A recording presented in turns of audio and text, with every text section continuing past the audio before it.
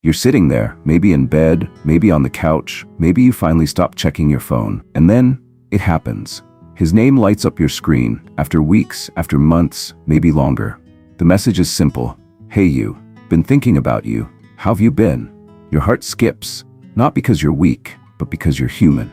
There's a rush, that tiny electric hit of adrenaline. A swirl of emotions floods your chest. Surprise, hope, anxiety, maybe even a little relief. You stare at it. Half of you wants to believe this is something.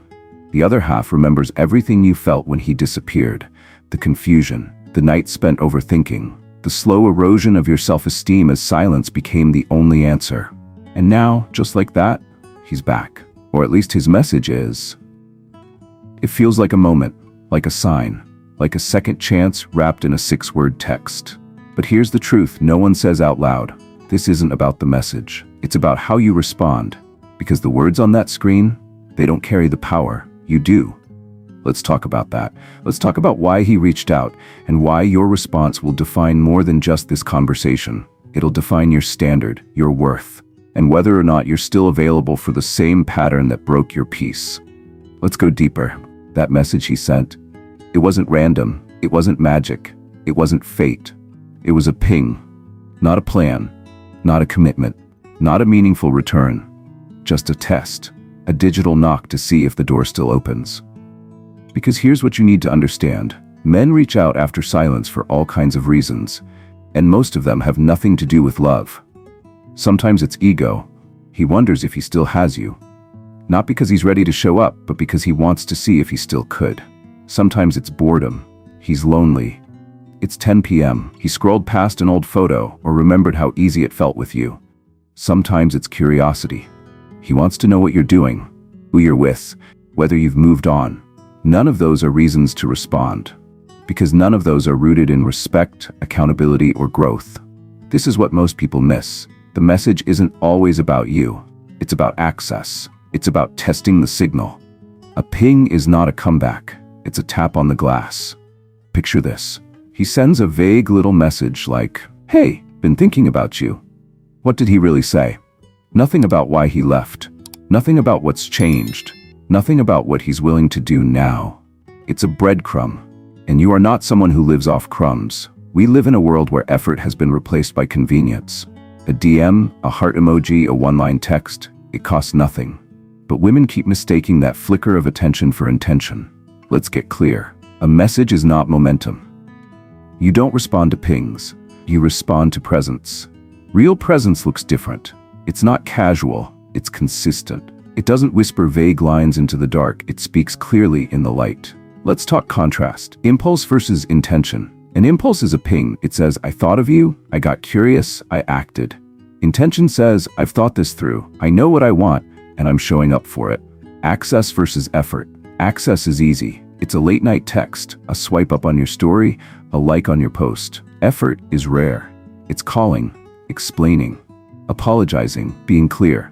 Comfort versus commitment. Comfort is what he misses. The feeling of being wanted, the ease of your energy. Commitment is what he avoids. Responsibility, showing up, growing up. If he really missed you, he'd do more than send a sentence. He doesn't miss you. He misses the version of you who made things easy. Now ask yourself this. Why do men send messages without meaning? Because it works. Because too many women respond as if it is meaning. And because nobody told you the truth. If you reward a ping with your presence, you've lowered the price of admission. But here's where your power is born. The pause. The space between receiving the message and choosing how to respond. Because that space, that's your territory. That's where you step out of reaction and into clarity.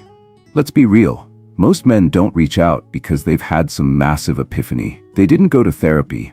They didn't sit in silence reflecting on your worth. They felt a feeling and acted on it. That's not growth. That's impulse control, or lack of it. The past version of you would have replied instantly. The present version of you pauses. She assesses. She protects her peace. Breadcrumbing, ghosting, orbiting. You've seen all of it. It's the language of the emotionally inconsistent and the emotionally unavailable. So the next time a message lights up your phone, remember, he's not just texting you. He's testing the line, and your response tells him whether it's still wide open or finally closed. Don't confuse checking in with showing up. Don't confuse nostalgia with transformation. You don't respond because it feels familiar. You respond or don't, based on whether it's real. He disappeared. You waited. Now he's back. But has anything changed? That question, not the text, not the butterflies, not the hope. That question is the truth. Because this isn't just about him reaching out. It's about what you've learned in his absence. About the version of you that grew while he was gone. And now, in this moment, you get to choose whether that growth stays intact or gets traded for the fantasy of maybe this time. Let's start here. Before you respond to anything, you pause. Not to manipulate, not to play games, but to give yourself what no one else can. Emotional clarity. Because the moment you pause, something happens. You stop reacting, and you start remembering. You remember what it felt like when he disappeared. The nights you stared at your phone, the weeks you spent questioning your worth, the emotional labor of keeping hope alive when he gave you nothing to work with. That wasn't just silence, that was a message. And if you don't honor that, you'll rewrite history just because he remembered your name. Now ask yourself the questions that actually matter. Am I being chosen or recycled? Do I want closure or clarity? What's changed in him, but more importantly, in me? Because clarity protects you from fantasy, and standards protect you from settling. Let's break this down even further. A vague message is not a fresh start. It's a rerun. And if the last version ended with confusion, disappearing, or you feeling like you gave more than you got, what makes you think this new version is any different? You're not here to reopen a door just because someone knocks. You're here to decide whether that door should have ever been opened in the first place. Silence isn't passive, it's data. Your peace didn't come from his absence. It came from what you learned in it. Now listen closely. The pause isn't just about buying time. It's about protecting perspective, because when you rush to reply, you shrink back into the version of you who thought his inconsistency was something you had to fix. But when you pause, you remember, you're not in emotional limbo anymore. You're in choice. You're no longer wondering if you're good enough. You're wondering if this version of him is worth your time. So many women confuse reflection with reconnection. You start to think about what used to be, the laughs, the chemistry, the feeling of being wanted. But that's memory, not momentum. It's nostalgia, not a plan. And nostalgia can be deadly when you start ignoring what actually happened. He disappeared. You doubted yourself. He returns. You remember him. But now, you must remember you. And here's something powerful. Silence is not weakness. It's not cold. It's not petty. It's a boundary. It says, I'm not here to reward absence. I'm not someone who makes it easy to walk back in without earning that space. I'm not interested in half-effort disguised as sentiment. Here's the truth you already know, but need to hear clearly. If someone valued you, they wouldn't leave you confused. They wouldn't vanish when it got inconvenient. They wouldn't return with the same vague energy that made you feel disposable in the first place.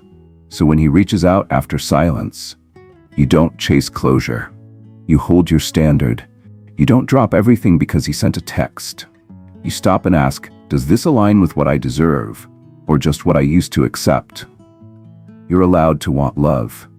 You're allowed to care, but you're not required to give anyone a second chance at access when they didn't even value the first one. You wanted closure. You wanted clarity. You wanted something real. But if he's not bringing accountability, if he's not showing change, then what he's offering isn't a beginning, it's a repeat. So what do you do with the message? You pause. You breathe. You ask the real questions, not what do I say back, but what standard am I willing to protect? What version of myself am I choosing today? Because you've grown, you've healed, you've rebuilt peace brick by brick. And if he's not walking in with the same level of effort, then he's not someone who gets to enjoy the version of you that was born in his absence. Now you're here. You've paused. You've asked the hard questions. You've remembered your truth. So if, and only if, you choose to respond, here's how to do it. With clarity, with calm, and without overinvestment. Because your reply isn't just a message, it's a mirror. It reflects your self-worth. It signals your emotional boundaries. It sets the tone. Let's start with the right kind of response. Simple, neutral, unattached. Hey, it's been a while. What made you reach out? That's it. No emoji, no exclamation point, no emotional flood. This sentence does three powerful things. 1, it acknowledges the silence without explaining it away for him. 2, it flips the script. Now he has to bring intention. 3, it gives you data, not fantasy. Now here's what not to say. Hey, wow, I've missed you. I was wondering if you'd ever text again. I'm so glad you reached out. Those replies are loaded. They send one message loud and clear. There are no consequences for your disappearance. When you reply emotionally, enthusiastically, or too warmly to a vague ping, here's what it tells him. The bar is low. Access to you is instant. He can come and go without cost. You're not here to reward silence. Now let's go deeper. He replies, maybe with more vagueness, just thinking about you. Wanted to see how you've been. Felt like checking in. Here's how you interpret it. Did he bring accountability? Did he name the silence or skip over it? Did he explain why now or just rely on emotional residue? Because if his message dances around the truth, you already have your answer. Vague replies are red flags in soft clothing. If he's not addressing the past, he's avoiding the future. Let's be even more practical. If he says, been thinking about you, you reply, what specifically have you been thinking about? If he says, just wanted to say hi, you say, why now? If he says, felt like reconnecting, you ask, what does reconnecting mean to you? Calm, centered, direct. No fluff, no fantasy, just facts. You don't chase, you don't prove, you don't audition. Now here's the hardest part for some people. You might ask the right question, and he still dodges. Still gives you surface-level nonsense. Still avoids clarity like it's poison. That's when you stop replying. Because if someone can't show up with transparency, consistency, and care, they don't belong in your present. Here's what you have to hold on to. You are not cold for being clear. You are not rude for asking direct questions. You are not too much for having emotional standards.